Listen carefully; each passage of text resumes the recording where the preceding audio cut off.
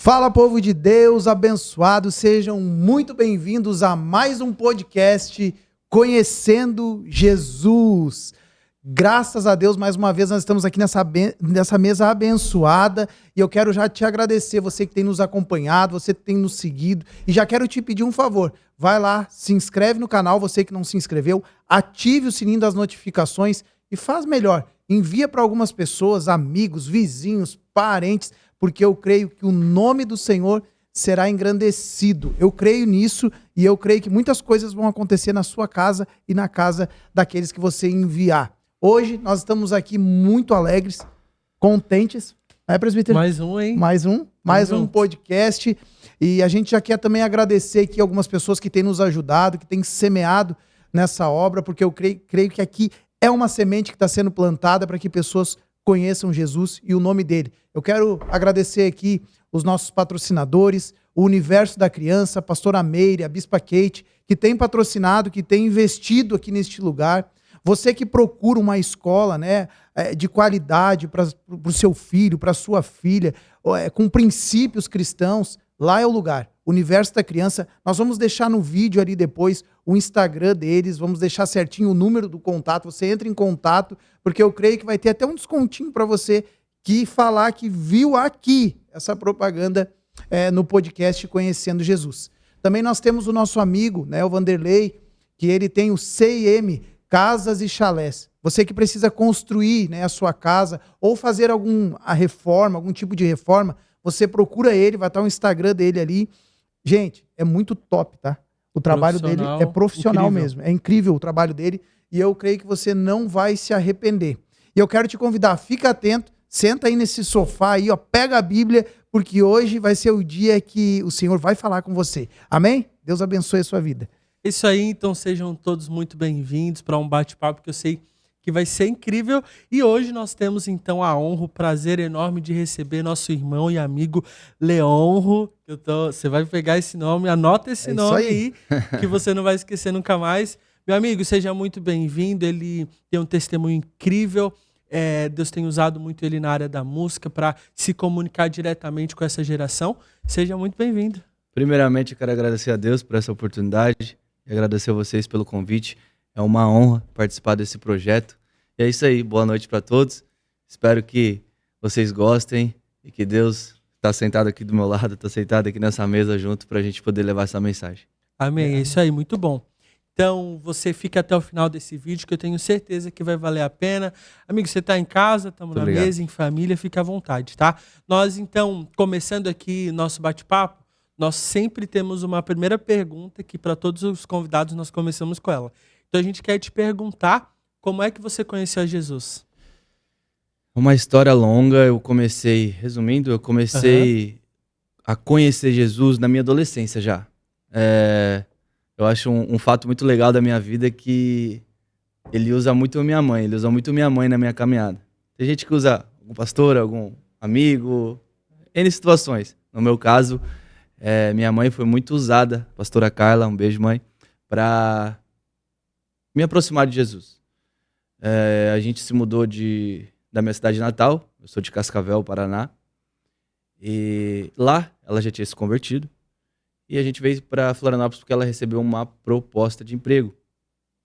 E aqui ela começou a frequentar uma igreja e eu, acho que eu tinha 12 para 13 anos.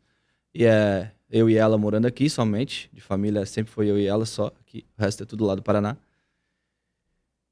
E ela me convidava, né, sempre, tinha 12, 13 anos, não entendia muito assim, né. Mas conforme a gente vai indo mais, a gente vai aprendendo, vai entendendo mais. E eu sempre gostei muito de rap. Sempre escutei muito rap, né? Desde a minha adolescência. E lá nessa igreja onde a gente frequentava, tinha um movimento que se chamava BRC. Banca de Rap Cristão. Olha. Aí minha mãe tentava me levar nos cultos do domingo e tal, tudo mais. E quando ela me falou isso, me interessou.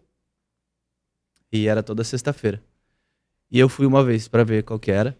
Cara, ali eu acho que foi o anzol que estava preparado para mim. Puxou. A isca perfeita. A isca perfeita de Deus. E eu comecei a me envolver, comecei a andar mais com a galera. Isso me aproximou mais da rotina de ir para a igreja, de escutar mais a palavra, de ver mais o mover do Espírito Santo, começar a entender mais. E nisso foi me pegando, porque daí eu comecei a ir muito nessa sexta-feira. Toda sexta-feira eu tava lá, batendo carteirinha, tava lá. E isso me aproximou dos outros compromissos da igreja. Da galera dos jovens, do culto de domingo, dos programas de evangelismo na rua. Então, meu ambiente de ciclo de amizade começou a se formar ali, em Florianópolis. Né? Porque quando você troca de cidade, é tudo novo, né? Então, ali foi onde eu construí um novo ciclo de amizade, onde um ciclo de ambiente, de lugares, assim, foi ali, foi sendo minha referência. Então, até louvo a Deus pelas pessoas que eu conheci lá, que é um abraço pro Sonic, pro RFL, que até hoje são meus amigos, e começaram esse movimento lá, né, na BRC, Banca de Rap Cristão, entre outras pessoas também, mas... e eu fui me inteirando. Quando eu fui, eu tava servindo já lá nesse dia, nessa sexta-feira, né, na BRC, tava servindo lá para ajudar o pessoal, passagem de som, arrumar cabo, arrumar microfone. Quando eu vi, tava participando já de um grupo de rap cristão também, que tinha lá. E eles me levavam para onde eles se apresentavam, e eu era o hold, vamos dizer assim. Eu arrumava os microfones, passagem de som, eu arrumava cabo, vendia CD, vendia camiseta. Na época tinha CD ainda. CD. A gente tinha até um merchan que era música boa por R$5. Tinha uma camiseta assim. Até na Marcha para Jesus a gente cantou com a camiseta, música boa em 2013. Meu Deus. E nós e Culto Racional. Eu, a RFL, a Fraternidade Rap ali, que era o nome do nosso grupo. E Culto Racional. A gente tinha uma música com o Culto Racional. Inclusive, um abraço aí pro Marçal, Carlinhos, Cacique, todo mundo. E a gente tinha uma camiseta escrita música boa por R$5. Muito bom. E a gente vendia depois os CDs a R$5, então era muito legal. Mas aí que Deus foi me pegando, me transmutando, me lapidando. E lá também eu fui batizado nas águas. Aí logo também batizado no Espírito Santo. Era uma época muito boa, cara. Graças a Deus a gente tá voltando a essa época de sair arrastado da igreja 1h da manhã. Tinha que sair arrastado da igreja, já todo mundo caído no chão, um chorando, o outro rindo, o outro na unção do riso, o outro falando em língua, gritando. Foi um tempo muito bom que eu peguei lá. E no começo, né, o cara vai entendendo e tal. Mas, cara, fui batizado também no Espírito Santo. Quando eu tocava violão. Aprendi na escola, quando eu era criança, tinha aula de música, então eu tocava violão. Aí fui me introduzindo no louvor também. Comecei no Ministério de Jovens, tocar no sábado. Toquei acho que algumas vezes só no domingo, mas era mais escala no sábado mesmo, como eu era iniciante também, não era violeiro profissional. E foi assim, cara, foi através do rap. Muito bom. Então, uma coisa que eu falo Jesus nunca errou. Deus nunca errou no meu chamado, na minha caminhada. É a gente que quer dar uma de doido, né? E escolher outras coisas. Mas ele já tinha me colocado no lugar certo lá com 13 anos de idade. Que ele tinha pra minha vida. Incrível, incrível. E assim, ele falando e eu aqui pensando, né? Cara, são meios hoje, a gente vive numa cultura diferente, né? A palavra nunca vai mudar. A palavra não muda. Eu já vou pra próxima pergunta aqui. A palavra é a mesma, desde o começo. Não vai mudar. Só que a gente vive hoje numa cultura diferente. Eu não sou de acordo de fazer um enredo todo para alcançar alguém. Porque assim, eu creio que a palavra é suficiente. Mas quando a gente olha um testemunho desse, que é o contrário, né, de fazer o enredo. Sim. É um grupo que, direcionado por Deus, começou a tomar uma posição naquilo ali, continuou, seguiu em frente e a partir daquele grupo começou a alcançar pessoas. Muitas. É diferente. Cara, era muito louco. Por quê? Como você falou, é um movimento diferente. Rap. E naquela época, ainda 12 anos atrás, né, era meio, louvor, rap, é de Deus ou não é? Isso né? Aquela mesmo. dúvida. Só que uma coisa eu te falo, é muito de Deus, porque chegava em lugares que talvez um louvor tradicional não chegava. Alcançava pessoas. Cara, eu cansei de ver morador de rua, porque era bem no centro ali de Florianópolis. Uhum. Eu cansei de ver morador de rua, gente passando na frente, tanto homem quanto mulher, Já vi gente deixar droga no altar, olhar assim, ver que era rap, viu que era rap, se interessou, entrou na igreja, foi tocado, se ajoelhou no altar e falou, não quero mais essa vida, deixou droga, Olha cigarro no altar, É isso? arma. Cara, doido, tá? É sobre isso? Doido, muito doido, chega a arrepiar. É sobre isso, tá? É por isso que quando ele falava, eu lembrava, e eu acredito que a pergunta 2 ali, ele já nos respondeu, né, muito bem.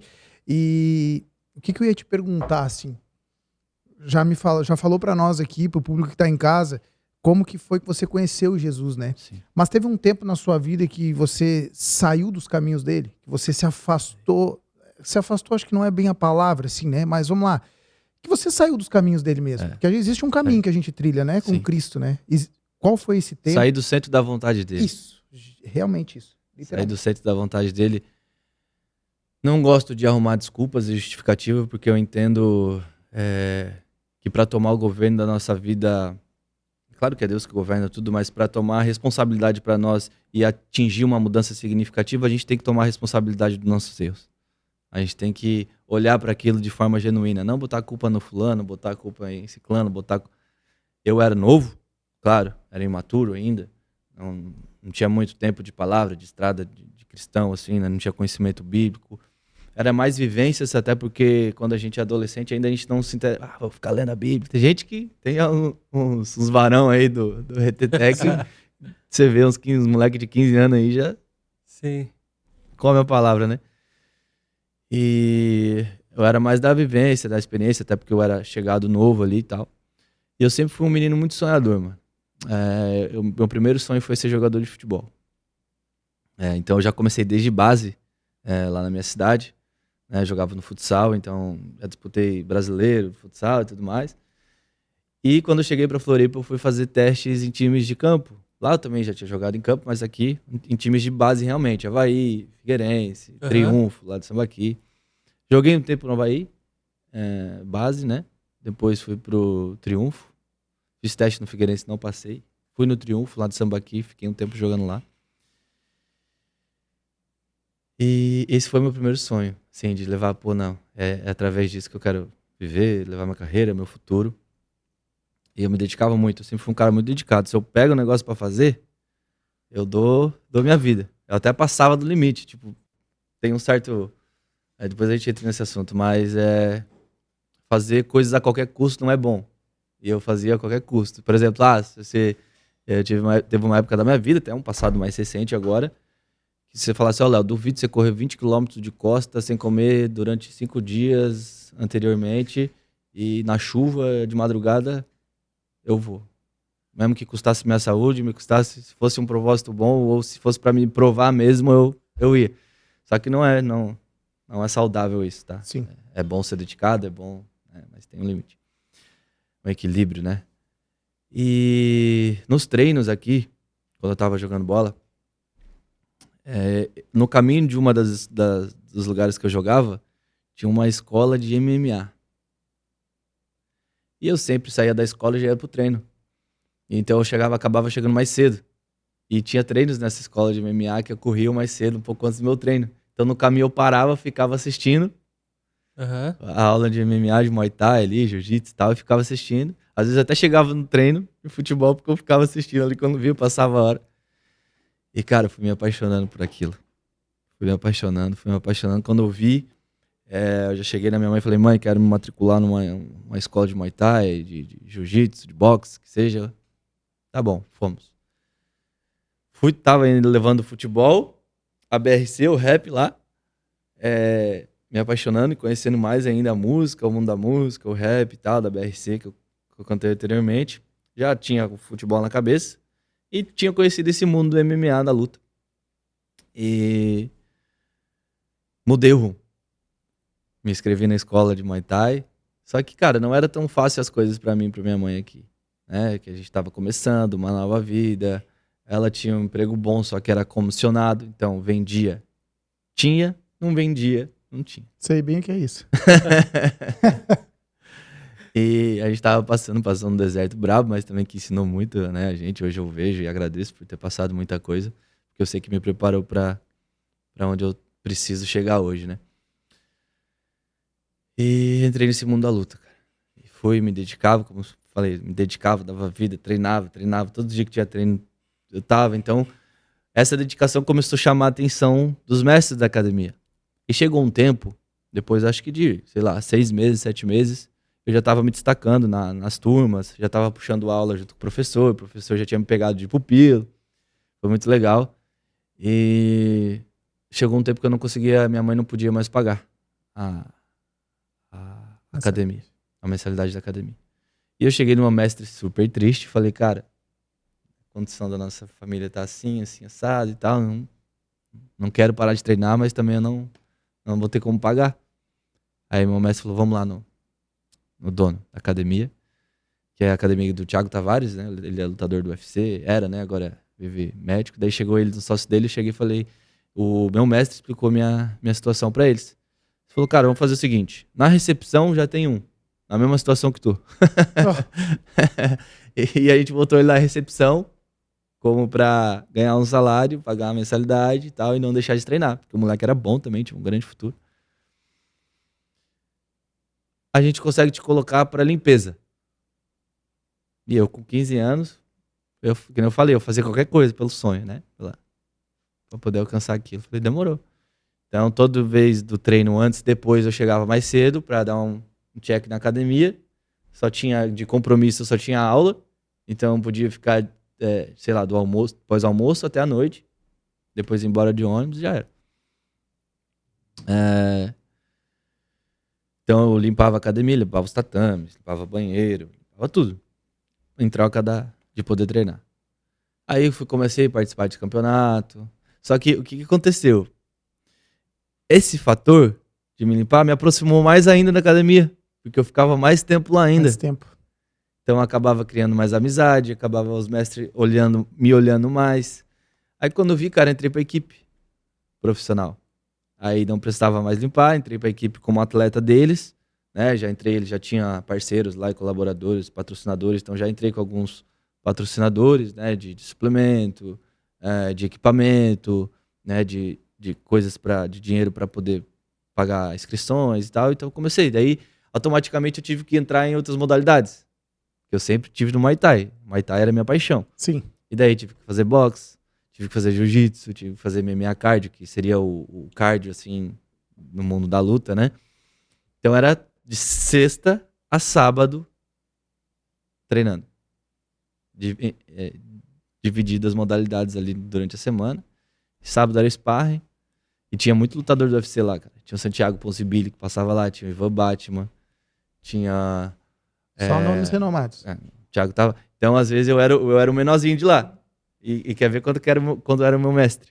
Aí entrava um soquinho, outro diferente, todo mundo, vai deixar, não sei o que. Mas, enfim. O que aconteceu? Começou a não dar certo dentro da minha casa isso. Até com o ex-padrasto que eu tinha. Ele não era muito a favor da luta, porque era um esporte violento. Ele era da igreja também, só que ele era um cara muito, como é que eu posso falar, cara? Muito tradicional, muito sistemático. Então ele não enxergava o mundo da luta como se fosse algo de Deus, assim, sabe? Resumidamente falando, assim, mais direto. Então ele acha o esporte violento e tudo mais. Então isso começou a virar um embate dentro da minha casa, sabe? E eu, como te falei, a qualquer custo, eu queria viver aquilo. E minha mãe, como sempre foi muito obediente à palavra de Deus, sempre foi muito submissa, né? A palavra, ela escutava um homem, né? Dentro de casa, não, ela fazia o certo, o sacerdote da casa e tudo mais. E ela meio que também foi para esse lado de apoiar essa ideia e eu ter que parar de treinar e lutar e tal. E nisso começou a me trazer uma revolta dentro de mim, né? E daí isso acaba refletindo em outras áreas. De convivência, de obediência, já era meio... Comecei a ficar meio revoltado. Enfim. Imaturo também, pô, 15 anos. E daí, uma vez eu peguei e saí de casa. Que idade tinha? Eu tinha 15. Nos 15 ali. 15 anos. 15 para 16. Tava fazendo 16 já. Saí de casa. Cara, fiquei 2 semanas morando na casa de um amigo meu no colégio. A gente morava no Abraão. Ele morava no Monte Verde. A academia ficava perto do Abraão. E quando eu saí de lá, eu já comecei a faltar treino. Porque ficava muito longe. Não tinha dinheiro. Tinha que pegar ônibus. Não tinha como locomover. Às vezes tinha que ajudar lá um pouco. 2 semanas que quis voltar pra casa. Voltou. Quis voltar. E foi num sábado, eu lembro muito bem até hoje. Foi num sábado. Tinha o culto de jovens que eles estavam lá. E depois a galera sai pra comer e tal. Então eu fiquei lá esperando eles. Eles chegaram por volta da 1h30 da manhã. Eu fiquei lá esperando. Tudo bem. Chegaram lá, bati no vidro do carro. Minha mãe baixou e tal. Eles entraram na garagem, era um prédio. Quero voltar pra casa. Aí meu padrasto, sobe então que a gente vai conversar. Meu ex-padrasto, desculpa. Fomos lá. Subimos. Aí falou, a condição de você voltar pra casa é parar de treinar. Eu olhei pra eles, então, me desculpe. Não vou parar, meu sonho, gosto muito, é o que... Era pelo que eu respirava, vamos dizer assim. Eu até tinha o rap ali, tinha envolvimentos de trabalho no grupo ali, mas não via como o meu futuro, assim, não via como sonho, não tava enxergando aquilo ali ainda. Ali dentro da igreja, né? Isso, não tava enxergando aquilo ali como um chamado, nada. Tava focado no meu sonho de esporte, porque eu sempre gostei muito de esporte, então eu tava ali no mundo da luta, era que eu tava envolvido, era a minha rotina. Aí eu peguei meu kimono, peguei uma mochila, uma muda de roupa, botei na roupa que tinha lá em casa, peguei minha luva e saí embora, cara, sem R$1 no bolso. Era umas 2h30 da manhã, uma chuva. Aí parei num ponto de ônibus, não tinha mais ônibus. Aí deitei lá no ponto de ônibus, a chuva, o vento e tal. 6h da manhã passou o primeiro ônibus, expliquei minha história pro motorista, ele viu que eu tava todo molhado, coisa assim. Não, pode vir, deixa eu ir. Aí voltei pra casa do meu amigo. Só que olha só como é doido, né, cara? Como ser desobediente, não honrar pai e mãe, não ser realmente obediente, né? Não seguir a palavra de Deus. A revolta, a rebeldia não leva a lugar nenhum. Eu saí pelo meu sonho, só que essa saída acabou me afastando do sonho. Porque eu fui morar longe, tive que começar a trabalhar para ajudar lá no aluguel, tive que ajudar na comida. Então, eu estudava de manhã, trabalhava à tarde, já não comecei a poder em alguns treinos, já ficava mais difícil a minha locomoção até a academia, o pessoal já começa a ficar triste, né? Ele não começa a produzir, não dá resultados, não tá treinando, então isso acabou me desligando. Automaticamente me chateou muito, parei de ir na igreja, parei de ir na BRC, parei de andar com as pessoal, comecei a andar com o pessoal da escola, comecei a andar com o pessoal que eu tava namorando, comecei a conhecer outras coisas, outros ambientes, outros ciclos, comecei a frequentar a festa, comecei a conhecer vícios. Aí quando viu, meu amigo, já era. Desgarrou. E nessa fase você já tinha quantos anos? Foi tudo muito rápido. Foi rápido ali. Dos Então, 16, então. Dos 16 pra frente, ali do 15, 16 anos, foi meu ponto de desconectar de Deus. Desconectar do centro da vontade dele. E quando você estava fora dos caminhos do Senhor, você teve a sua história na música também e tal, né? Isso. Aí o que aconteceu? Eu tinha paixão pelo rap. Tinha paixão pela música. Mas eu via o meu sonho ainda como esporte. Só que como eu acabei me afastando do esporte, eu me agarrei naquilo ali também. E eu sempre fui de ouvir, sempre fui de curtir, era meu gênero preferido de música. E eu acabei conhecendo um ciclo de pessoas. E essas pessoas tinham um grupo de rap. Só que do mundo. Sim. Né? Conheci e tal. Eles moravam numa comunidade aqui de Florianópolis, né? Da grande Florianópolis ali. E eu acabei me criando uma amizade muito forte com eles. E quando eu sair da casa desse meu amigo, que era lá no Monte Verde, e fui morar lá na comunidade, na casa de outro amigo que eu fiz nesse meio tempo. Fiquei 6 meses na casa desse amigo. E nessa comunidade, eu acabei me envolvendo no tráfico de drogas. Porque a gente não saía dali de dentro. A nossa vida era aquilo ali. E daí, quando eu vi, eu já consegui pegar uma kitnet pra mim, né? Que eu já tava conseguindo me virar, já fazia minhas coisas ali dentro, né? Então eu conheci o tráfico de drogas, me envolvi, né, no crime. E dos meus 16, 17 anos até os meus 22 eu fiquei ali, nessa favela. Então, cara, dos 16 aos 17, dos 16 aos 21 anos, eu vivi uma vida intensa dentro do mundo do crime, assim. E era todo dia, cara. Todo dia a gente corria da polícia, todo dia eles entravam 3, 4 vezes ao dia, tinha que pular muro, pular creche, pular telhado. Às vezes eles entravam atirando. Então, cara, E Deus hoje sempre livrando, né? não, isso que eu ia falar. Hoje eu olho pra trás, é porque como você fica muito inserido naquele mundo, e comigo nunca aconteceu nada de ir nesse período de ir preso, ou de, tipo, tomava enquadro às vezes ali, mas nunca sofria uma represália muito grande, ou de apanhar da polícia, ou alguma coisa assim, não acontecia muito assim comigo. Já via acontecer com os outros, mas comigo, hoje eu vejo que realmente a mão de Deus ali tava protegendo, tava, né, nunca me abandonou, como eu falo na minha música. Pelo propósito. Mesmo eu tô... Vamos chegar lá, mas é pelo propósito. Aí, cara, 16 até os 21, e aconteceu vários fatores que eu acabei voltando pra minha cidade natal, Cascavel. Fui morar na casa dos meus avós, mas mesmo assim não abandonei a vida do crime. Continuei fazendo minhas coisas por lá, tinha contatos aqui, tinha contatos lá, e fazia coisas. Aos 21 anos, fiz uma situação mais grave, assim, vamos dizer assim, no mundo do crime, nada. Sempre dentro do tráfico de drogas.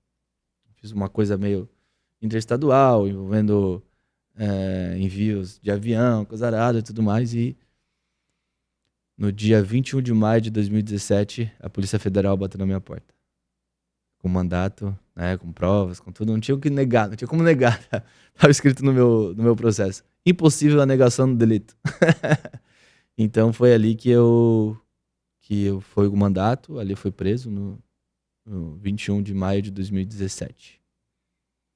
Fui preso com 21 anos de idade. Aí nisso eu fiquei lá com 6 meses, cara. 6 meses preso. Meu advogado falava que eu ia sair.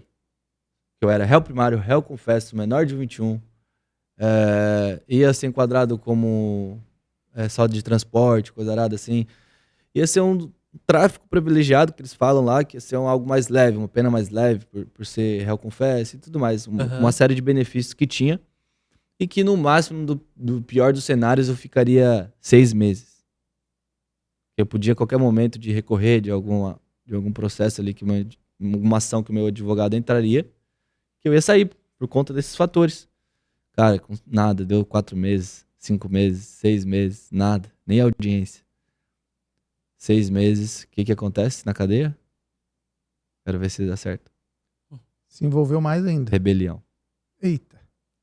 Deu uma rebelião na cadeia. Você acredita? Isso lá no Paraná. Lá no Paraná. Eu tinha, porque você tem, o BO foi em São Paulo, mas você tem direito de permanência perto da família. Então minha família estava lá e eu fiquei preso lá mesmo.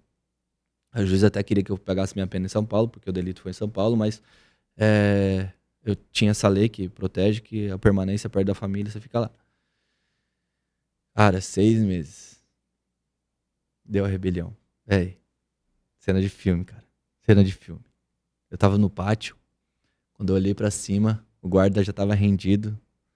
Vários presos já encapuzados, já com o estoque assim, no pescoço do guarda, pegou o radinho do guarda. A cadeia, nossa! Aí já era. Tiro, porrada e bomba, literalmente. Meu Deus. A gente tava no pátio, né? Daí a galera começou a furar em cima as grades, subir pra cima. Daí era uma briga de tomar espaço de polícia e preso.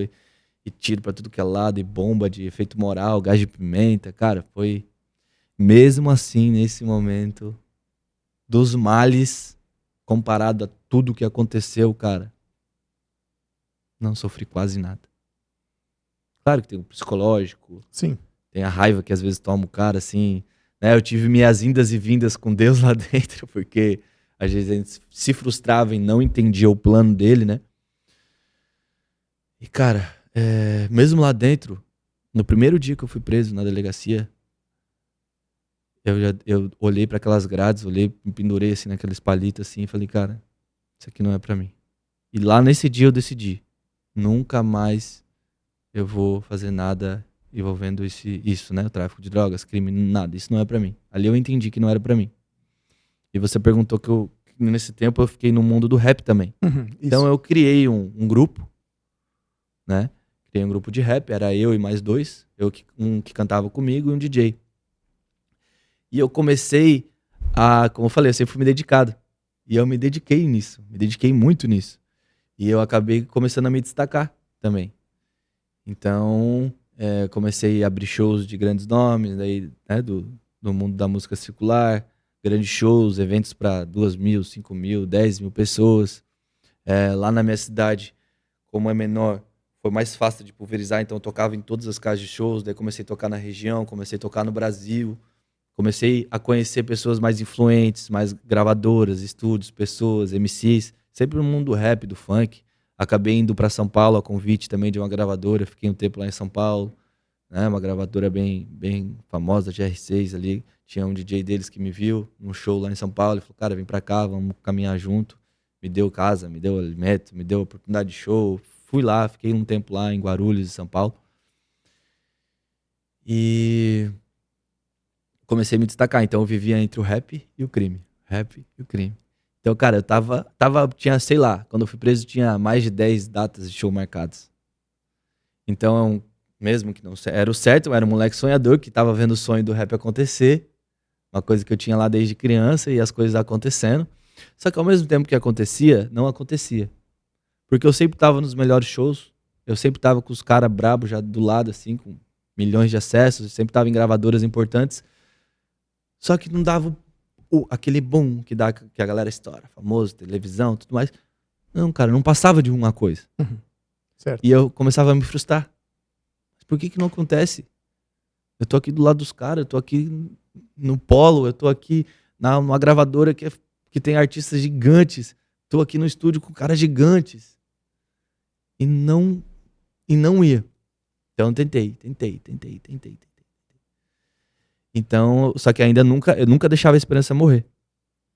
E daí, então, pensa, um moleque tinha 21, cheio de show marcado, iludido, achando que tava arrasando na boca do balão.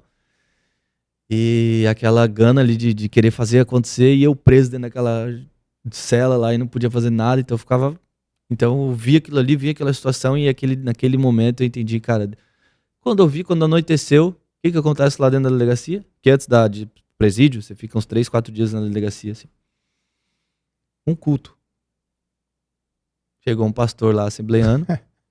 Dentro da delegacia. Com violão. Meu Deus. Uma do Coque. Acho que era a esposa dele. Brava, saiona, Coquezinha aqui. Com aquela voz lá que estrondava aquela cadeia inteira. Cara, você é o espelho. Já era. Raridade lá. Aham. Você sabe, né, cara? Quem sente um dia a presença de Deus, quem vive o primeiro amor como eu vivi, né? Espírito Santo, fogo. Quando toca ali de novo, cara, é uma coisa que quebranta o cara, né? Mesmo longe, mesmo coração duro, mesmo muito tempo fora, cara, cada toque daquele violão, cada vez que aquela mulher falava, cada oração daquele pastor, os caras até do lado, você tá bem, mano? Eu abraçava e tal. E eu pendurado aquele palito lá na grade, assim, ouvindo e querendo que não acabasse mais. E aquela noite eu não dormi. Fiquei conversando com Deus e prometi pra ele, prometi pra mim mesmo, né? Depois pra minha família, que nunca mais ia fazer nada de errado. E naquela esperança, cara, de sair, como o advogado falava, né? E dinheiro indo, e família ajudando. Não falei de uma pessoa muito importante pra mim, que foi meu pai. Meu pai e minha mãe se separaram muito cedo.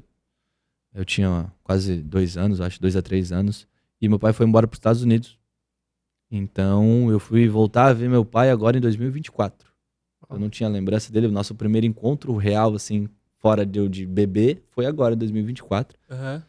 E eu honro muito a história do meu pai, honro muito a vida dele. Sei de tudo que ele passou e tudo que ele construiu.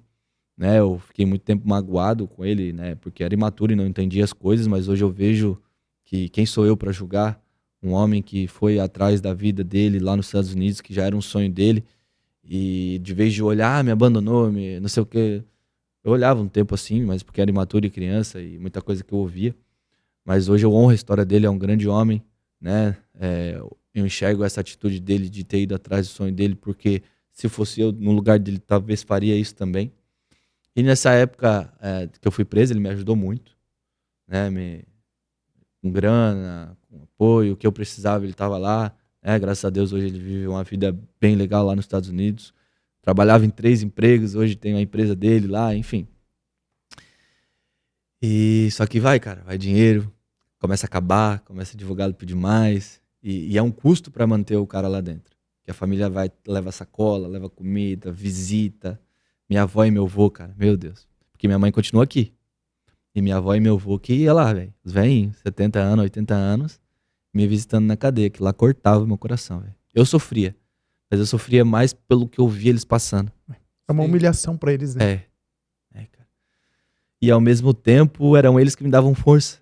Eles transpassavam algum sentimento de desaprovação, de falar, pô, olha só o que o meu neto fez com a gente. Não, eles ultrapassavam isso, era tanto amor que eles me davam força, me visitavam todo sábado, ou domingo, todos lá estavam lá. Todos. Eram os primeiros a chegar. Acordava de madrugada, era de manhã cedo, né?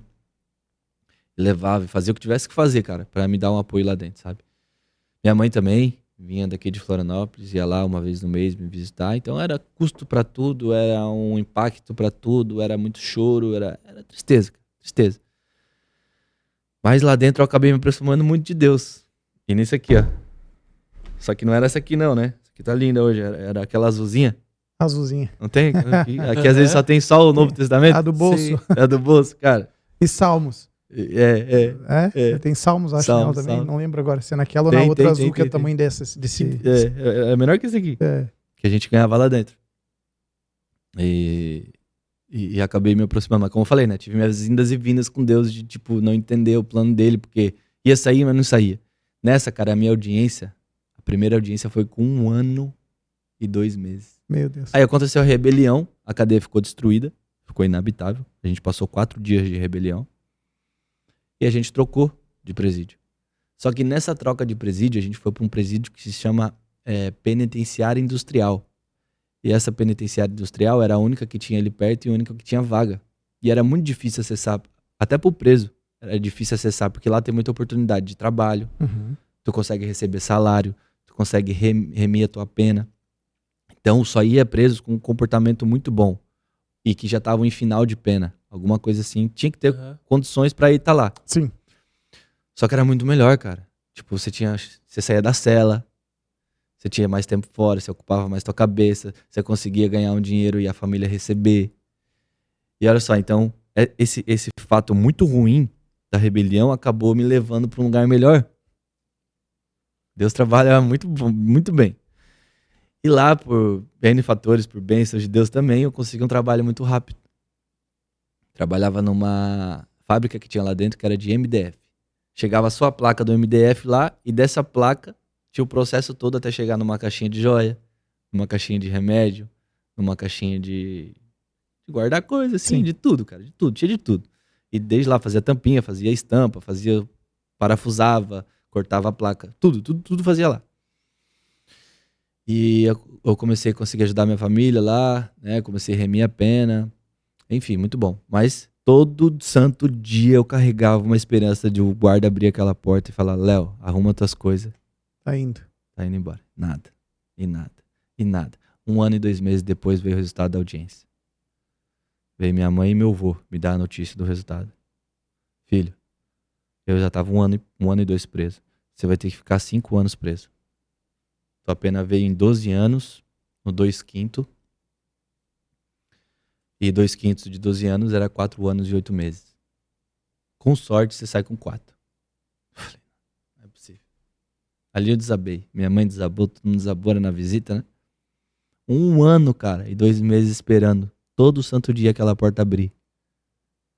E quando chega o momento da notícia, eu tenho que ficar mais 4.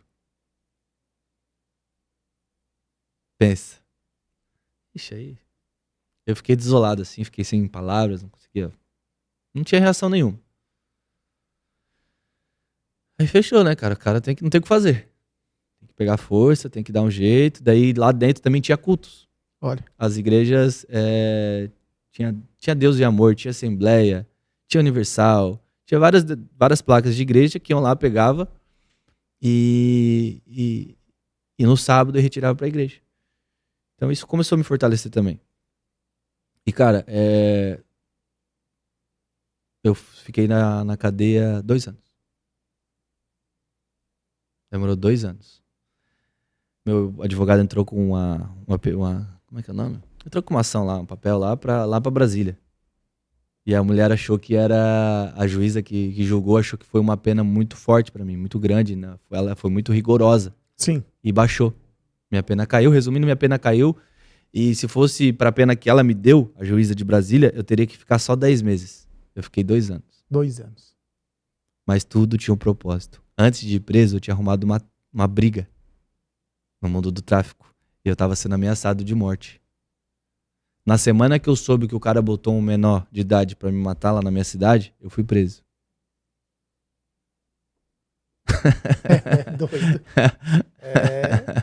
Uma semana, irmão. Eu fiquei sendo investigado 1 ano. O delito foi em 2016, eu fui preso em 2017, 1 ano depois. Uma semana antes que essa briga me gerou uma ameaça de morte, nessa semana que o cara colocou um menor de idade pra me buscar lá na cidade, uma semana depois eu fui preso. 1 ano depois. Ali eu vi como se Deus tivesse me colocado na barriga do peixe. Se escondendo, Meu literalmente. Deus. E lá, cara, chega a me dar um arrepio aqui. E daí o que aconteceu? Pra resumir, cara, cheguei lá e lá dentro mesmo Deus me usou muito, porque o mundo lá dentro, resumindo, as pessoas pra muita gente é normal. Você tá lá, vai passar um tempo, vai sair, vai continuar fazendo a vida, se tiver que voltar, vai passar mais um tempo, vai sair, e assim é. Não tem outro plano. É aqui, ó. Não tem outro plano.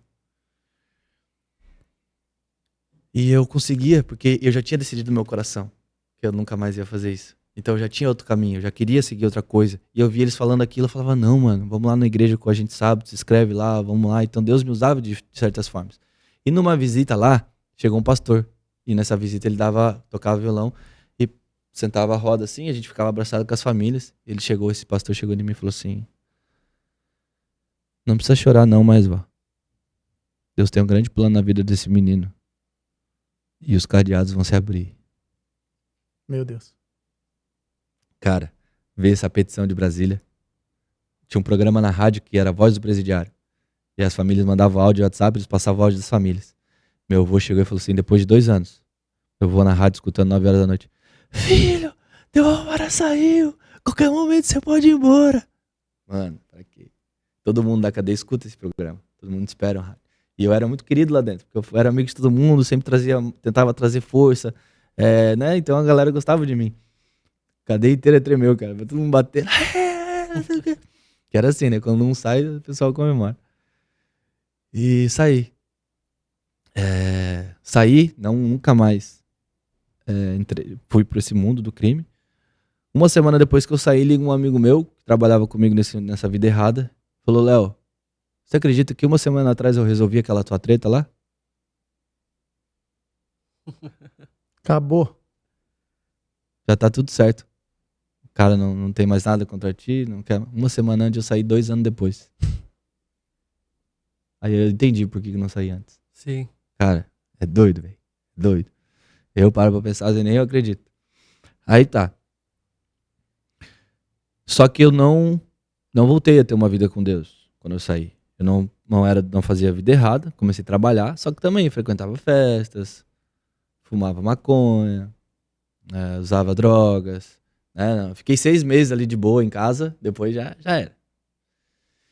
Nisso eu voltei pra Florianópolis, final de 2023 para 2024 voltei pra cá, após eu estar num projeto que eu tinha lá de ajudar um pessoal de comunidade a gravar música e tal, e ia num lugar onde comprava salgado, que também tinha uma mulher do coque.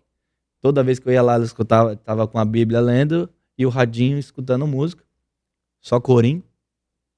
Corinha. Só corinho. Eita. Aí fui lá um belo dia, uma bela manhã, ela falou assim, ó, Deus tá... a terceira vez que eu fui lá, ela falou assim, ó, Deus tá me incomodando pra falar contigo, e desde a primeira vez que você veio aqui, mas só hoje ele me permitiu falar com você. E tinha um menino comigo. E esse menino, ele não tinha experiência nenhuma, nada. E aquela mulher começou a falar em línguas. E ela começou a chorar, e eu já comecei a chorar, ela começou a levantar a mão. E o mundo parece que acabou. E aquele menino do lado não entendendo nada. Olhava pra cá, olhava pra lá. E eu chorando um monte. E ela falou dos projetos de Deus na minha vida. Falou o que eu tinha falado exatamente chorando no meu quarto aquela semana. Né? Sobre frustrações dos sonhos, da música e tal. Sim. E ela falou exatamente o que eu tinha falado pra Deus, chorando no meu quarto fechado ali. Aí eu falei assim, Deus tá pedindo pra mim fazer um jejum pra ti, olha só. Ela fez um jejum. Porque eu falei pra ela que eu tava em dúvida. Porque eu não tinha mais pra onde ir, eu já tinha alcançado todas as coisas da minha cabeça ali no mundo da música, eu precisava ir pra frente, precisava mudar de cidade, vou pra Floripa, não vou. Só que lá eu ia sair da minha zona de conforto. Ela falou assim, vou fazer um jejum. 7 dias. Daqui 7 dias tu volta pra cá. Voltei. A mulher não sabia nem meu nome. Eu ia lá só pra comprar salgado e tal. Voltei depois de 7 dias, ela falou assim, ó, Deus mandou te dar uma palavra. Não sei qual que é a tua dúvida, o que você tá passando. Dá o passo que ele vai te dar o chão. Eu falei, é a resposta que eu precisava. Fui. Vim pra cá de volta. Enfim. Fui trabalhando aqui também, trabalhei numa loja de roupa e tal. Nessa loja de roupa eu conheci um amigo meu das antigas que me levou pra uma gravadora, assinei contato com essa gravadora, tudo circular também no mundo. Assinei contato com essa gravadora. 2024. Comecei a trabalhar nos negócios do dono da gravadora, que ele tinha hostel, tinha outras coisas lá, comecei a trabalhar com ele. Quando eu vi, já não estava mais trabalhando em nada, virei sócio do estúdio, virei sócio da gravadora. A gente tinha 5 artistas. E esse cara, Deus usou muito ele. O Daniel Magnelli, um abraço, cara, meu amigo até hoje, meu irmão meu. Ele é um cara cristão, né? Tem a vida dele, né? Não frequenta igreja, não leva um lifestyle assim muito, mas é um cara de coração puro assim. Deus tá, né, trabalhando. Tá certo. E tô sendo usado também para isso. Ele é um cara, só que ele é um cara muito centrado. Ele tem inúmeros diplomas, inúmeros cursos de desenvolvimento pessoal, até para fora do país. Ele é um cara muito atlético, ele é muito focado na academia, alimentação, não come glúten, não come. Só que e ele me trouxe para essa vida na convivência, de não comer açúcar, de treinar, de cuidar do corpo, de olhar mais para si, de dormir direito, de acordar cedo, de sair correr. Ali Deus já começou a trabalhar no meu lifestyle de vida. De querer abandonar a festa, já não ia mais pra festa, já não bebia mais álcool. A única coisa que eu fazia era fumar um baseado, fumar uma maconha. Né? Tinha esse vício que foi difícil de abandonar. Que geralmente, cara, o diabo ataca num pecado. Geralmente é o teu chamado. Ele vai te atacar num pecado, numa fraqueza sua, que é onde é pra tu ser usado. Então, eu tinha um chamado de usar minha voz, de usar meus pulmões, minhas vias aéreas. Então, o pecado de fumar, o diabo me usava e me atacava para diminuir meu tempo de vida, e quanto menos eu executasse esse chamado, melhor para ele, né? Então, era o pecado que ele usava para me afastar. E, cara, eu morei dentro desse estúdio durante um ano. O ano todo de 2024 eu morei no estúdio. Então, era uma rotina muito árdua, assim. Às vezes eu não conseguia descansar, porque sempre tinha artista fazendo sessão, barulho, coisa. Eu cheguei e falei pra minha mãe um dia desabafando, porque às vezes eu ia com a minha mãe na igreja. Minha mãe sempre me convidava. Aí pra agradar ela eu ia, sei lá, uma vez a cada 3 meses. Eu ia. E eu cheguei um dia e falei com a minha mãe, tô exausto, tô procurando uma kitnet, no estúdio é muito bom, é tudo que eu queria, eu tenho tudo aqui. Tinha um espaço desse aqui pra foto, pra vídeo, tinha o estúdio com o melhor dos equipamentos, tinha tudo que eu precisava pra fazer realizar meu sonho, né? Na época. E, cara, eu falei pra minha mãe, falei, mãe, não aguento mais, preciso morar um negócio. Ah, filho, eu tô morando aqui no apartamento, tem um quarto, você não quer ficar aqui até você conseguir a tua kitnet? Falei, quero. Só um pouquinho. Desculpa. E fui, cara. Só que automaticamente, eu ia morar com ela, eu acabava indo mais aonde? Igreja. Na igreja. Fui morar com ela, acabei indo na igreja. Mas, né, porque eu tava de carro com ela ali, ela me convidava, eu já tava ali e eu ia. Bora. Ah, filho, hoje vai ter um convidado, hoje vai ter não sei o que, hoje vai ser uma palavra legal, hoje... Vamos. Deus usando minha mãe de novo.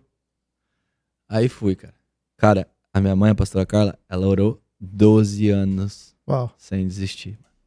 Eu creio que muito joelho no chão dela me livrou de muita coisa. Meu Esses Deus. dias eu vi um vídeo bem legal, você orando por ela lá acho que era aniversário dela, né? Vamos chegar aí também. Aí, cara, cheguei lá, na igreja uma vez, tinha um profeta lá que foi de fora.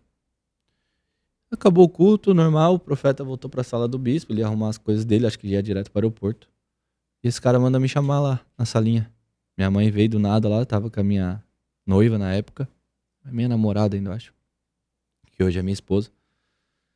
Tava lá com ela e ela falou, filho, vem aqui que o profeta quer falar contigo. A hora que eu entrei, ele já tava orando por outro pastor. O céu já tava ali. Todo mundo chorando, e gritaria, coisa arada, e palavra, e revelação. Acabou ali que o pastor olhou pra mim. Já era, só. Aí no final, pra resumir, ele bateu a mão no meu ombro e falou assim, acabou as tuas férias, varão. Tá na hora de voltar pra tua missão. Meu Deus. Virou música. Sabe, né? Acabou as tuas férias, varão. Tá na hora de voltar pra tua missão. Então bora, Daniel, sai da cova do leão, que Deus já preparou, vai além da tua visão. Uau.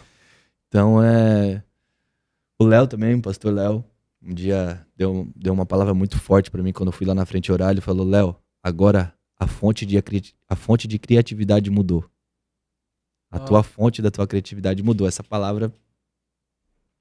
Aí eu falei, começa a música, essa mesma música também. É que o profeta me falou que mudou a fonte. Uhum. Aí, cara, isso aí foi me pegando. E cada vez que eu ia na igreja, vinha um e tal.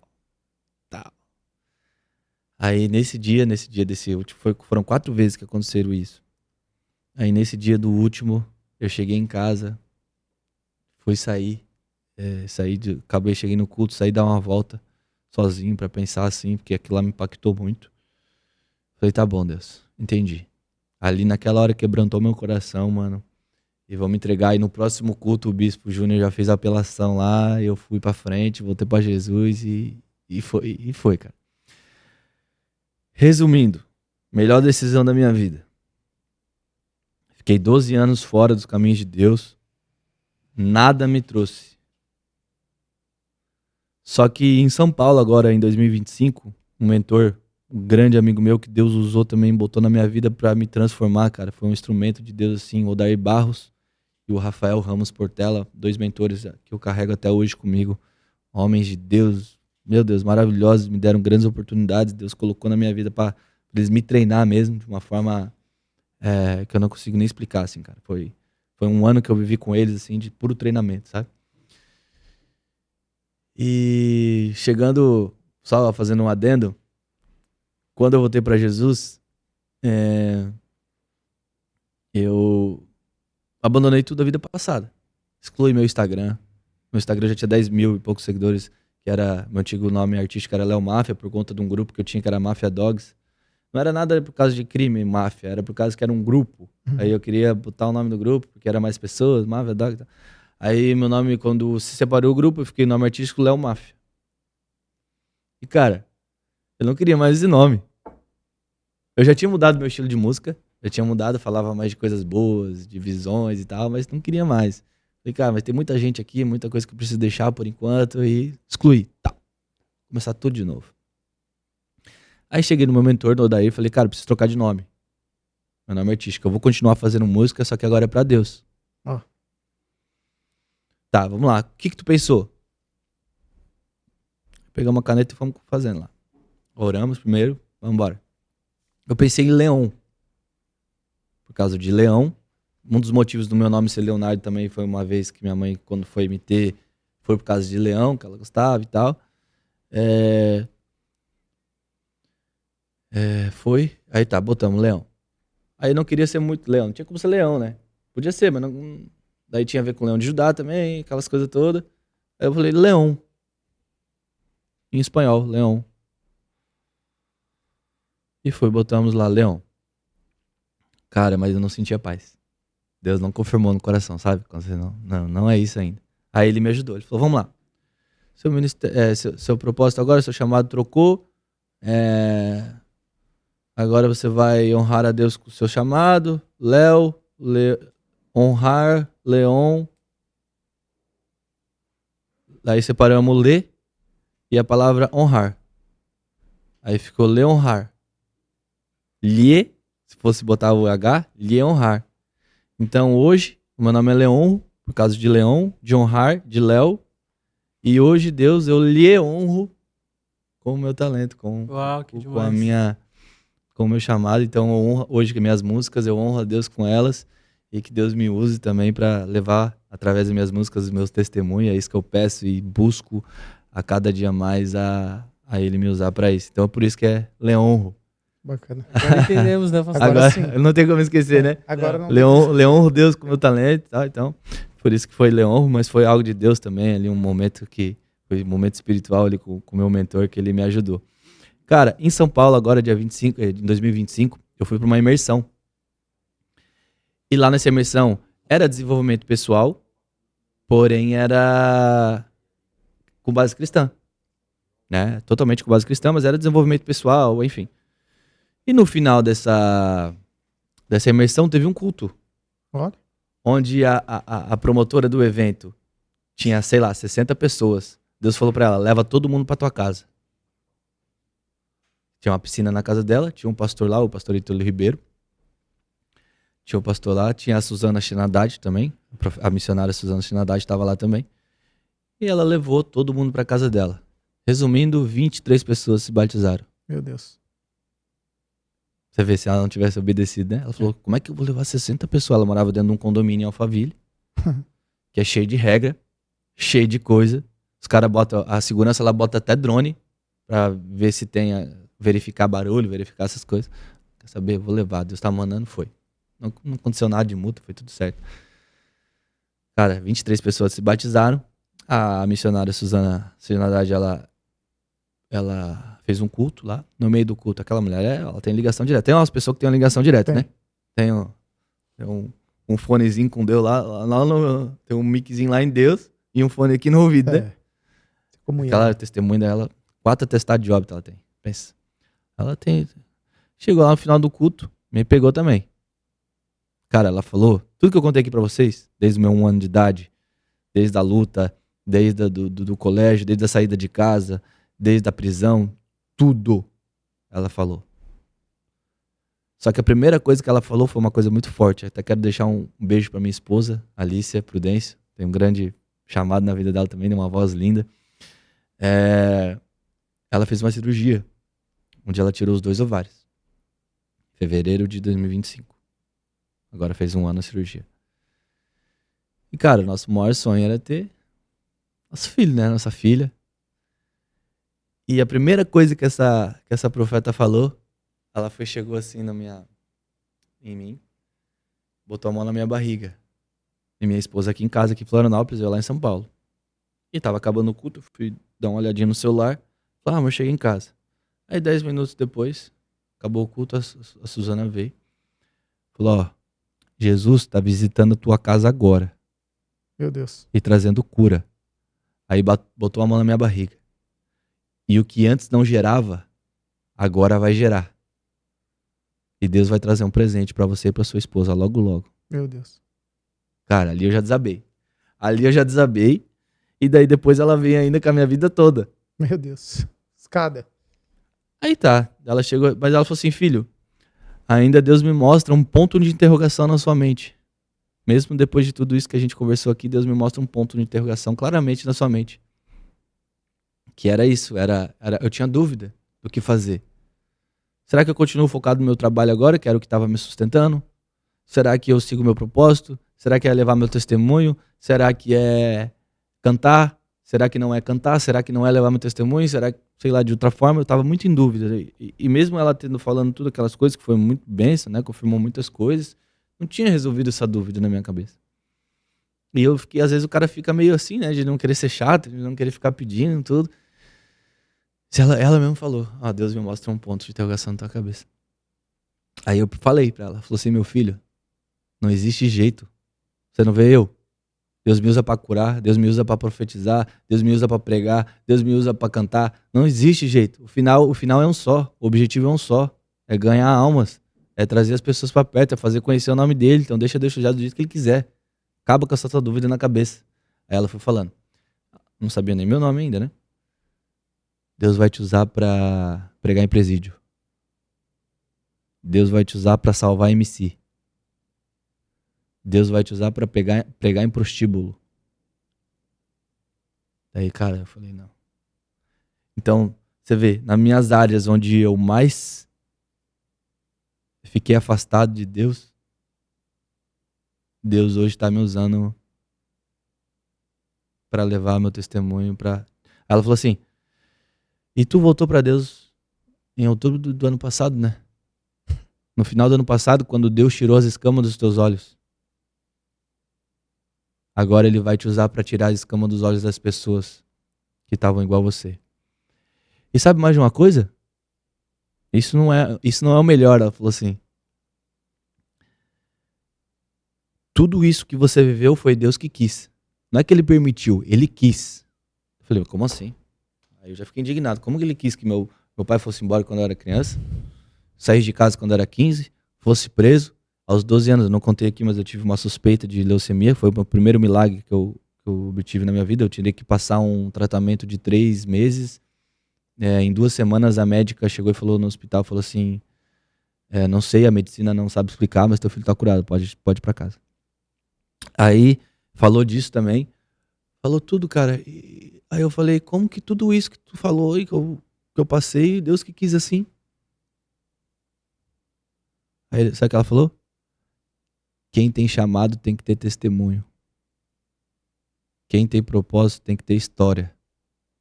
E quer saber mais de uma coisa? Você só tá vivo por causa do teu chamado.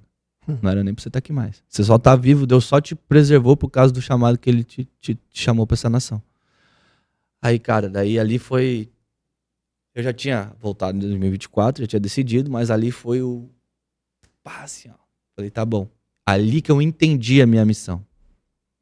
Ali que eu entendi, de verdade, compreensão, discernimento. Ali que desceu uma sabedoria divina em mim e falou assim, tá, você é um soldado, você é um general que você vai ter que enfrentar uma missão aí. E é isso. Não tem pra onde correr. Vai ser fácil? Não. É isso. E, cara, uma mensagem que eu posso deixar pra galera. Em 12 anos que eu fiquei longe, em 1 ano e meio, que eu tô aí quase 2 anos, vamos botar 2 anos aí que já tá batendo agora, que eu voltei pra Jesus, valeu muito mais a pena do que 12 longe dele. Parece que esses 12 anos, eu sei que foi uma preparação, eu sei que foi o que eu tinha que viver pra poder hoje executar esse chamado de Deus pra minha vida. Foram 12 anos difíceis, cara. Foram 12 anos que só me botaram pra baixo. Eu tava iludido achando que tava voando. Então, hoje eu vejo, parece que 12 anos da minha vida eu adormeci, cara. Parece que eu não vivi. Porque o que eu vivi nesse 1 ano e meio, quando eu decidi voltar para o centro da vontade de Deus, quando eu decidi voltar para Jesus, o que eu vivi, cara, não chegou nem perto. Tipo, foi muitas coisas, velho. Meu Deus. Então 1 ano e meio valeu mais que 12 anos. Você entende isso? Meu Deus. 12 anos, são 12 anos, cara. É uma vida de uma criança. 1 ano e meio valeu muito mais do que 12 anos longe da presença de Deus. Porque, cara, o que Deus vem fazendo na minha vida. Glória a Deus. Em novembro do ano passado, agora, eu fui numa imersão, onde eu conheci, com certeza, Deus que apresentou. Deus tinha me dado uma visão de madrugada. Eu acordei 3 horas da manhã, não consegui mais dormir. E no outro dia, eu tinha uma imersão para ir. Eu sempre tive, depois que eu voltei para Jesus, enfim, eu sempre tive essa busca de fazer imersões, de me inscrever em cursos, de me aproximar, me buscar sabedoria, conhecimento e me inscrevia quando pagava, quando era de graça, sempre estava ali. E eu fui em mais um desses. E 3 horas da manhã Deus me deu uma visão. Falou assim, ó, você vai conhecer uma pessoa que vai estar de azul marinho e essa pessoa vai te trazer uma... Cara, foi vendo cena por cena assim na minha cabeça. E quando eu acordei 3 horas da manhã, eu falei, Deus, eu preciso dormir. Amanhã eu tenho que acordar 6 pra chegar lá 7 pra ficar o dia inteiro. Eu preciso estar com a cabeça boa. E fiquei 40 minutos relutando e não conseguia dormir. E já tinha acontecido. Eu falei, tá bom, Deus, vou orar. Fui orar. Aí que veio a visão. Aí fiquei 40 minutos, a 1 hora ali orando. Fui dormir 4 horas da manhã, eu acho. E eu deitei, acabei a oração, botei a cabeça no travesseiro e dormi. Aí vai vir uma pessoa de azul marinho que vai trazer uma resposta que vai mudar o rumo da tua vida. E o cara fica na dúvida, né? Será que é coisa da minha cabeça? Será que não é? Mas eu tava muito firme na fé. Falei, não, vou pegar. Vai ser isso aí mesmo.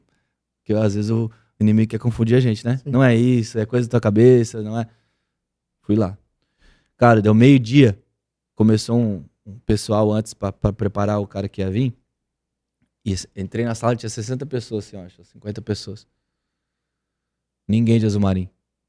Falei, não é possível. Mais perto de azul era o pastor Leandro. Tava lá também. Só que ele tava com o Apolo azul bebê. Falei, não é possível. Quase 60 pessoas na sala, ninguém tá de azul marinho. Era coisa da minha cabeça. E meio-dia nada. Aí meio-dia chega o palestrante, o cara. Ele entra por trás de nós. A hora que eu olho pro lado. De azul marinho. De azul marinho. Pra melhorar, o que tá escrito nas costas dele? Eu sou uma resposta. Aí eu me arrepiei todo. Aí tá, deu meio-dia, deu um almoço, fui me apresentar pra ele, que o cara tem que fazer a parte do cara também. Fui me apresentar pra ele, ele tava em chamada com a esposa dele, com a noiva dele, desculpa. Esposa, noiva, não lembro, acho que era noiva na época. Não me deu atenção. Só me cumprimentou ali, mas não porque foi ruim, porque ele tava ali falando com a esposa dele, vídeo chamado, ela mora em outro país e tal. Aí respeitei o momento dele ali também e fui almoçar. Daí chegou, deu 6 horas da tarde, nada aconteceu, cara. Aí ele foi, ele tinha um livro dele, e o livro dele me interessava, eu tava nessa busca de conhecimento, sempre tava comprando livro, mentoria, curso. Fui comprar o livro, preço bom, barato, fui lá. E ele tava fazendo dedicatória. Fui na dedicatória, cheguei nele e falei assim, uma coisa que o meu mentor me ensinou, e uma coisa que vocês podem anotar aí.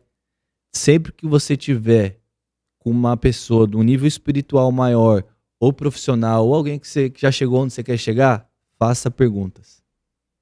Separe 2 perguntas e faça a pergunta para essa pessoa. Isso pode encurtar um caminho gigante na sua vida. E eu peguei esse código, né, você dizer assim, e toda vez eu preparava 2 perguntas. Toda vez que eu via alguém, sempre. Falei, cara, o que o homem de hoje, perguntei pra ele, falaria pro homem que largou o emprego, ganhando muito bem, conquistando muitas coisas porque Deus mandou? Aí ele me respondeu. Aí a outra pergunta qual que é o teu próximo nível? Você já é um cara que conquistou tudo que podia conquistar, tipo, de material, de chegar, de família, de espiritual, tá exercendo o chamado dele. Tem uma vida, né? Que o cara almeja, assim. Como tu enxerga teu próximo nível? Sabe o que ele falou? Eu com menos dinheiro e as coisas que Deus me deu o dinheiro pra fazer grandes. Aí eu pensei que ele ia falar, não, conquistar mais coisas, buscar, chegar a um próximo nível, crescer o patrimônio. Ele falou, não, eu quero ter menos dinheiro e os projetos que Deus me deu estejam gigantes. Meu Deus. Aí ele olhou pra mim e falei, pois é, cara, eu tô nessa mesma situação. Deus me chamou pra um propósito, pra um chamado. Na verdade, eu gosto de falar chamado, porque o propósito, no final, é o propósito dele, não nosso. Sim. Então, o chamado que eu tinha medo, porque a profissão que eu tinha, que é o marketing, que é audiovisual e tudo mais, tinha meus clientes, é o que me sustentava, é o que eu conseguia prover pra minha casa. E eu falava, Deus, e agora? Se eu largar isso aqui, como é que vai ser? Aí ele tinha feito a mesma coisa. Só que ele tava ganhando muito mais que eu, fez uma coisa muito mais difícil, né? Aí eu perguntei pra ele, né? Eu falei que eu tava nessa situação. Aí ele bateu no meu ombro, chamou um rapaz que tava lá, que é um dos caras mais conectados do mundo. Ele tava lá. Vou falar quem é o Dr. Venceslau, da Codevi, lá de Portugal. Né? Ele teve aqui há pouco tempo na igreja. E o JP Conexões. Um abraço, Jota. Um abraço, Dr. Vences. Um abraço, Dr. Augusto. Professor Augusto. E toda a galera lá, o JJ também da mídia. Uma galera excepcional, uma equipe fenomenal. Deus deu uma missão para ele de formar 1 milhão de líderes. É essa missão que ele largou, aquele emprego lá que ele tinha. E ele foi atrás. Então, ele tá nessa missão. E lá a gente se encontrou nesse dia. E a gente conversando nesse bate-papo que eu tava falando, ele bateu no meu ombro assim, chamou o JP. O JP é um cara que trabalha com conexões. Conhece? Não? Conheço, aham. Cara, o bichão tem... O que você quiser de contato ali É a senha. no celular, ele tem. E ele trabalha com isso, enfim, ele é um cara muito abençoado, ele usa essa conexão para aproximar pessoas de Deus que tem propósito, para aumentar, para potencializar, enfim, ele é um cara muito usado também, um cara muito bênção. E ele olhou pro JP, falou assim, ó, vamos fazer esse cara o primeiro artista da Code V, fala ele Portugal, né, Portugal. Vamos pegar esse menino aqui e fazer o primeiro artista da Code V, eu quero que tu me ajude a fazer ele explodir no Brasil, no mundo. Ali, cara, eu me ajoelhei e falei, Deus, tu é maravilhoso, velho. E hoje eu sou o primeiro levita, artista da Code V. E a gente, esse ano agora, metade do ano, ou até antes, a gente vai começar a iniciar nossos trabalhos. A gente se juntou, ele tem um chamado, eu tenho um chamado, e juntos a gente vai, de alguma forma, expandir, né, explanar esse chamado que eu carrego, essa mensagem que Deus me chamou para explanar para o mundo. E uma coisa que eu aprendi que eu posso também falar aqui para o pessoal, busquem conhecimento, se preparem, se estruturem internamente. A Bíblia fala em Tiago 1,5, peça sabedoria que eu lhes darei, é de graça. Por que vocês não pedem? Isso aí. É a sabedoria, é o conhecimento. Eu aprendi uma coisa muito poderosa, que a gente precisa buscar o conhecimento. Existe uma diferença entre conhecimento e sabedoria. O conhecimento é tudo que você busca aqui na Terra. Uhum.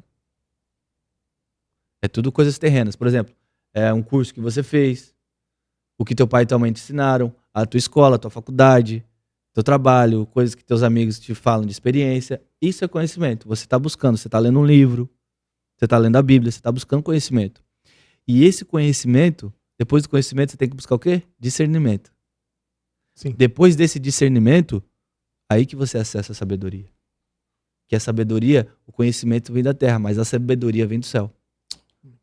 Então é uma sabedoria, é divina. Então a gente precisa se estruturar, a gente precisa ler livros, a gente precisa ler a palavra, a gente precisa querer buscar esse crescimento. Porque às vezes Deus está com a tua bênção preparada assim na mão, filho. Eu quero tanto te abençoar.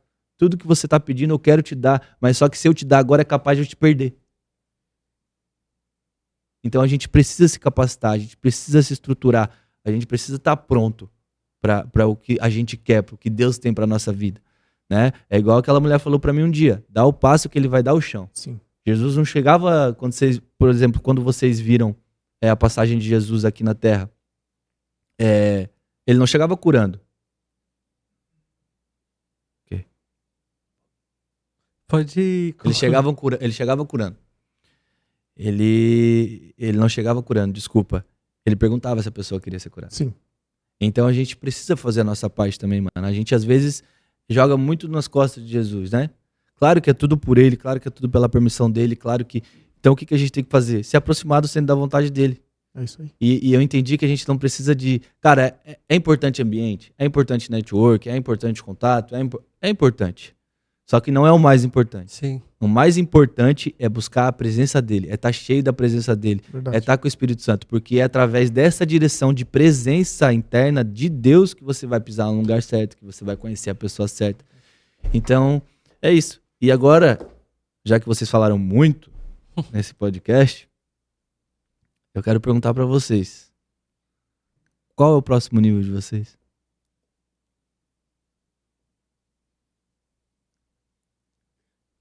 Como você enxerga o próximo nível de vocês? Pode responder. Próximo nível. Aprendemos muito hoje aqui nessa mesa. Então, assim, o conhecimento é algo que ninguém tira de nós. É aquela frase que nossos pais falavam, né? Conhecimento. É muito doido porque as frases clichês, a gente acha que não... Né, a gente deixa de lado, mas elas são muito importantes. Pode falar. É isso mesmo. Então, assim, o conhecimento, o próximo nível é tentar se aperfeiçoar cada vez mais naquilo que Deus colocou na nossa mão. Então, nós não estamos falando só de um chamado hoje. Nós estamos falando de um propósito de Deus. Então, assim, eu enxergo o próximo nível do podcast hoje. Não estou falando de mim, pessoal, Sim, certo. mas do É isso. podcast hoje, que é a mesa, né? O próximo nível é, sim, se aperfeiçoar e buscar cada vez mais trazer almas para o reino. Esse é o nosso próximo passo. Isso. Né? Lindo. Isso aí.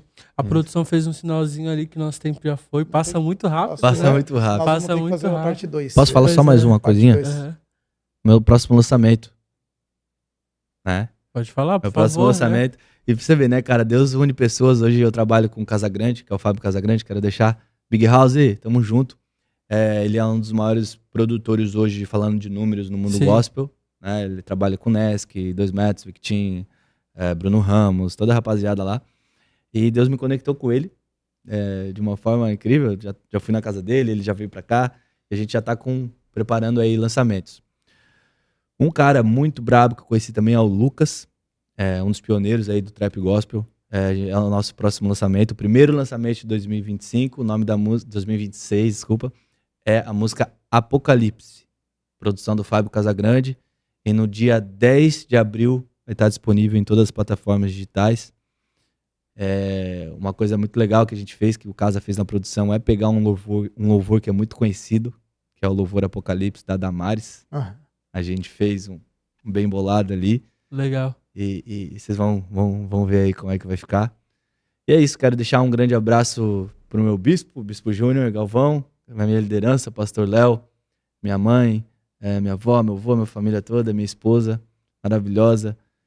E agradecer a vocês por esse tempo, pedir perdão aí pra produção por ter estendido aí um mas vai ter pouco a do parte horário. dois, né? É, Não vai ter pede que ter perdão parte porque vai ter a dois. parte 2. Vamos Não vai ter escapar que, da parte vamos ter 2, que- não. Tinha muita coisa Que eu pra tô falar. lembrando aqui um coisa. monte de coisa que eu Tem queria muita falar e coisa pra não falar. deu certo. Muita Não, vamos coisa. marcar a parte 2. Vamos Sim, marcar vai, sim. Vamos marcar. A gente agradece, tá? Muito Agradece. obrigado. A gente crê nesse tempo novo que você está vivendo, né? E a gente Esse tempo também incrível, né? incrível. Eu tenho certeza que vai impactar pessoas. E a gente também, né, quer declarar sobre a tua vida, Amém. que você viva isso, né? Viva isso intensamente todos os dias, aquilo que Deus colocou na sua vida, Obrigado. que o resto ele vai fazer. E contem comigo lá na Sem Palhoça, quando precisar, quando quiser, quando tiver ativação de evangelização, culto jovem, que eu puder fazer de alguma forma, eu tô aí para viver esse chamado Amém. e tá a serviço do 01 lá em cima, né? Muito bom. Amém. Muito bom. É Então, isso. cara, quero te agradecer pela presença, Obrigado. esse tempo tão precioso. Fomos muito edificados. Eu acredito que quem está em casa também, né, pastor? É isso aí. E agradecer você de casa que ficou com a gente até o final. Eu espero que você também possa receber essa palavra aí na sua casa, Verdade. compartilhar com seus amigos, parentes, mandar para todo mundo e ficar atento aí às nossas redes sociais para não perder nenhuma novidade. Amém? Amém. É isso, né, É isso pastor? aí. Deus abençoe. Deus a todos. abençoe e até o próximo. Tamo junto.